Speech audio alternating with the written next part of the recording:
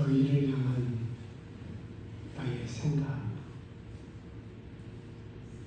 하나님께서 나를 향해서 어떻게 생각하시는가, 어떤 생각을 갖고 계시는가. 우리가 어려움을 당했을 때, 또 질고와 병고를 당했을 때, 또 고통스러운 일을 당했을 때, 또 풍랑과 풍파가 불어올 때, 우리가 넘어지고 쓰러졌을 때, 우리는 이렇게 생각합니다. 하나님의 저주인가? 하나님께서 나를 치고 계시는가? 그런데 오늘 본문의 말씀 보면은 너희를 향한 하나님의 생각은 그게 아닙니다. 유다 왕국 말년에 바벨론이 군대를 보내가지고 예루살렘을 함락시키고 많은 유대인들을 포로로 붙들어 갔습니다.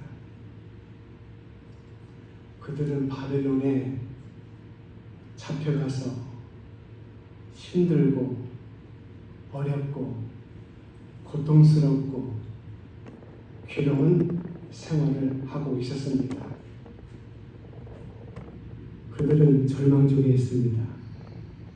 좌절 중에 있습니다. 희망이 없습니다. 꿈도 없습니다. 자유도 없습니다. 종살이하고 있을 때 얼마나 고통스럽고 괴로웠겠습니까? 그런데 하나님께서는 에레미야 선지자를 통해서 70년 후에 자유할 것이라고 하는 말씀을 주고 계십니다.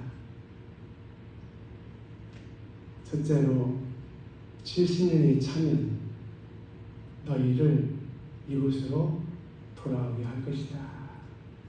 누가? 하나님께서. 누구에게? 바벨론에 포로로 붙들려 와가지고 종살이하면서 고통스럽게 어렵게 힘들게 살아가는 유대인들에게 하나님이 말씀해 주십니다. 70년이 차면 너희를 이곳으로 돌아오게 할 것이다. 하나님께서는 포로된 이스라엘 백성에게, 유대인에게 먼저 희망을 주십니다. 아무리 어렵고 힘들어도 희망은 있습니다. 아무리 힘들고 괴로워도 소망은 있습니다. 아무리 힘들고 어려워도 길은 있습니다. 희망과 소망과 길은 세상으로부터 오는 것이 아니고 하나님께로부터 옵니다. 하나님께서는 우리 믿음의 사람들에게 용기를 주시고 희망을 주시고 소망을 주시며 꿈을 주시고 길을 열어 보여주십니다.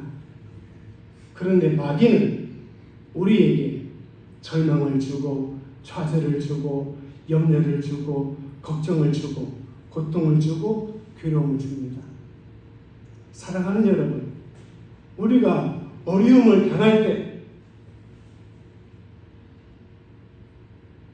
우리에게 소망을 주시고 희망을 주시고 길을 열어 보여주시는 하나님을 바라보시기를 바랍니다.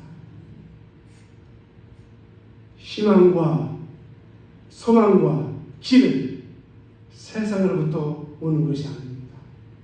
창조주 하나님께로부터 온다고 말해요.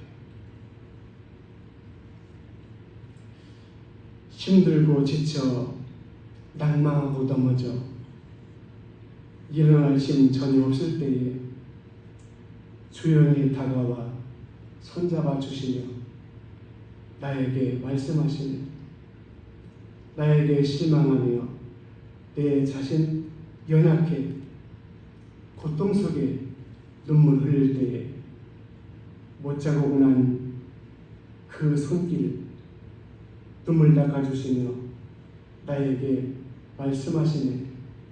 너는 내 아들이라. 오늘날 내가 너를 낳았도다. 너는 내 아들이라. 사랑하는 내 아들이라. 사랑하는 여러분, 아무리 어렵고 힘들고 고통스럽고 괴롭자 할지라도 절망하고 낙심하면 안 됩니다. 우리 믿음의 사람들은 살아계신 창조주 하나님이 계십니다. 그 하나님께서 힘들고 고통스럽고 괴로워하는 나에게, 우리에게 희망을 주시고 소망을 주시고 길을 열어 보여주십니다. 둘째, 단서가 있습니다. 단서가 무엇입니까? 70년이 차면이라는 단서입니다. 하나님은 우리에게 말씀하시는데 어떤 때는 단서를 붙입니다. 그 단서가 무엇입니까? 70년이 차야 된다. 70년이 차면 너희에게 자유를 주겠다. 너희가 다시 이곳으로 돌아오게 될 것이다. 그러니 아무리 힘들어도, 아무리 어려워도, 아무리 괴로워도, 아무리 고통스러워도 70년을 기다려야 된다. 고난 중에서도 인내를 배워야 됩니다. 시험 중에서도 인내를 배워야 됩니다. 고통 중에서도 인내를 배워야 됩니다. 시련 중에서도 인내를 배워야 됩니다. 우리는 참지 못합니다. 인내하지 못합니다. 하나님께서 이스라엘 백성들에게 말씀하십니다. 70년이 차면 그동안에 너희가 아무리 힘들고 어렵고 고통스럽고 괴로워도 참고 견디고 인내를 해야 된다. 인내를 가리키고 있습니다. 이스라엘 백성들이 애굽에서 출애굽을 해가지고 3개월 이내는 넉넉하게 가나안 땅에 들어갈 수가 있습니다. 그런데 이스라엘 백성들이 출애굽을 해가지고 가나안까지 들어갔던 시간이 얼마입니까? 40년입니다. 40년 동안 이스라엘 백성들은 광야에서 인내했습니다. 참고 견디고 감당을 했습니다. 인내하면 승리합니다.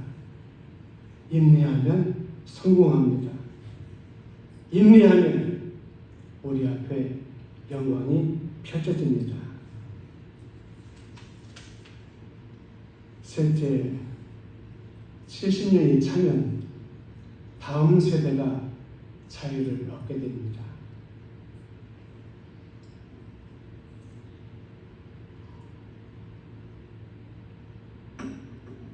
현 세대의 죄악으로 유대인들이, 이스라엘 백성들이 어떻게 되었습니까?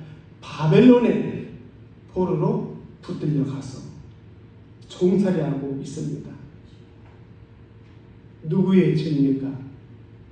현 세대의 죄라고 말이에요. 현 세대의 죄악으로 포로가 되었다고 말이에요. 그들은 죄악의 대가를 고통으로 지불해야 합니다. 내가 고통과 고난을 받음으로 다음 세대가 자유하게 된다. 사랑하는 여러분, 내가 눈물을 흘림으로 다음 세대가 자유하게 된다. 내가 기도함으로 다음 세대가 자유하게 된다고 말이에요. 내가 하나님 앞에 씨를 뿌림으로 다음 세대가 풍성하게 거두어진다고 말이에요. 그렇기 때문에 내가 현 세대가 무엇을 해야 되겠습니까? 겸손하게 하나님 앞에 회개하고 하나님 앞에 기도하면서 인내하고 기다려야 된다는 말이에요. 넷째, 너희를 향한 하나님의 생각입니다. 자, 이스라엘 백성들이 바벨론의 포로로 붙들려가서 70년 동안 송살이 할 때에 얼마나 힘들겠습니까? 얼마나 고통스럽겠습니까? 얼마나 괴롭겠습니까? 말할 수 없이 고생 정말로 말도 할 수 없을 것입니다. 그런 이스라엘 백성들에게, 유대인들에게 하나님의 생각은 무엇이냐? 12절 말씀부터 13절, 14절에 너희를 향한 하나님의 생각이 들어있습니다. 우리 13절 말씀부터 12절 말씀부터 14절까지 같이 읽도록 하겠습니다. 12절 말씀부터 너희는 내게 부르짖으며 와서 내게 기도하면 내가 너희를 들을 것이요 너희가 전심으로 나를 찾고 찾으면 나를 만나리라. 나 여호와가 말하노라. 내가 너희에게 만나지겠고 너희를 포로된 중에서 다시 돌아오게 하되 내가 쫓아 보내었던 열방과 모든 곳에서 모아 사로잡혀 떠나던 본 곳으로 돌아오게 하리라. 여호와의 말이니라 하셨느니라. 아멘. 자, 너희를 향한 나의 생각 무엇입니까? 너희가 망한다. 너희가 저주를 받았다.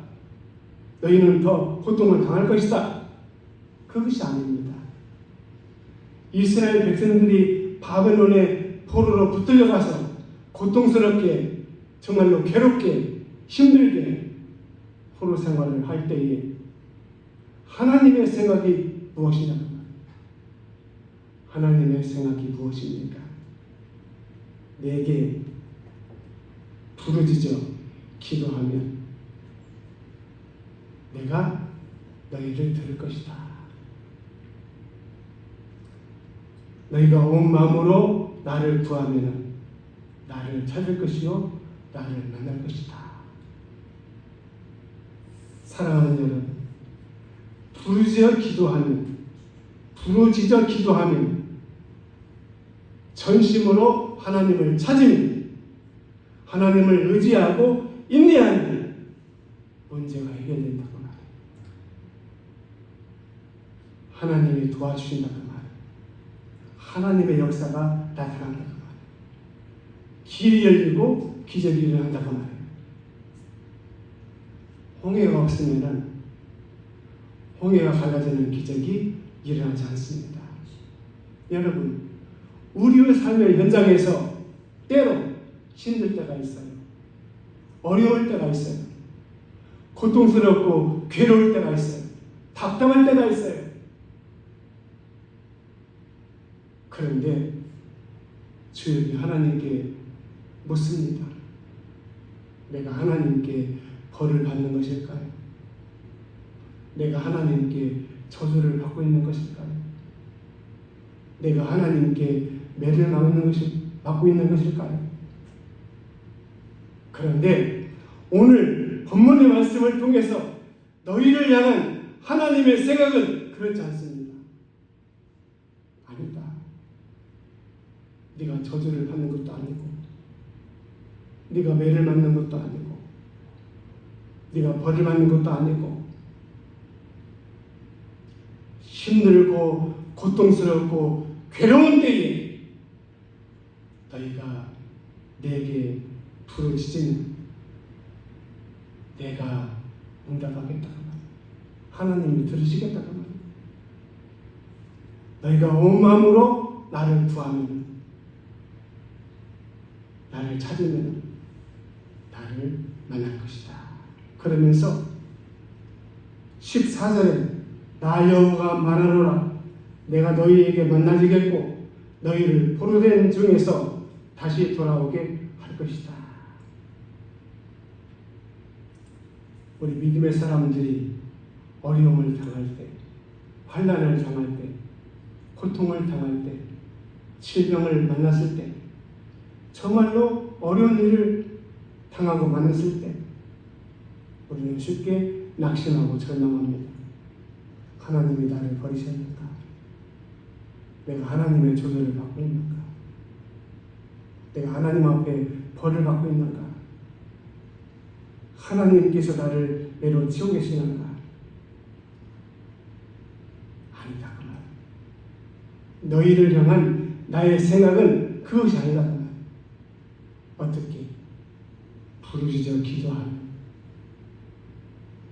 전심으로 하나님을 찾으면, 하나님을 의지하고 인내하면 문제가 해결된다고 말이에요. 하나님이 도와주신다고 말이에요. 하나님의 역사가 나타난다고 말이에요. 기적이 나타난다고 말이에요. 민정양이라고 명문대, 음대, 바이올린을 전공했습니다. 안산 제일교회를 추석하고 열심히 봉사하고 있습니다. 몸이 아프기 시작해가지고 서울대 병원에서 정밀하게 검사하고 진단을 받은 결과 뼈암입니다. 뼈암이기 때문에 빨리 무릎을 절단하지 않으면 생명에까지 위험하다. 빨리 무릎 절단 수술을 해야 된다. 그래서 그렇게 하기로 수술 날짜를 잡아놨습니다. 수요일을 주석해서 특송 시간에 민정양이 바이올린으로 특송을 합니다. 내 저를 가까이 하게 하는 그 바이올린, 그 선율에 맞춰가지고 그 특송에 모든 교인들이 다 울었습니다. 그리고 예배를 마치고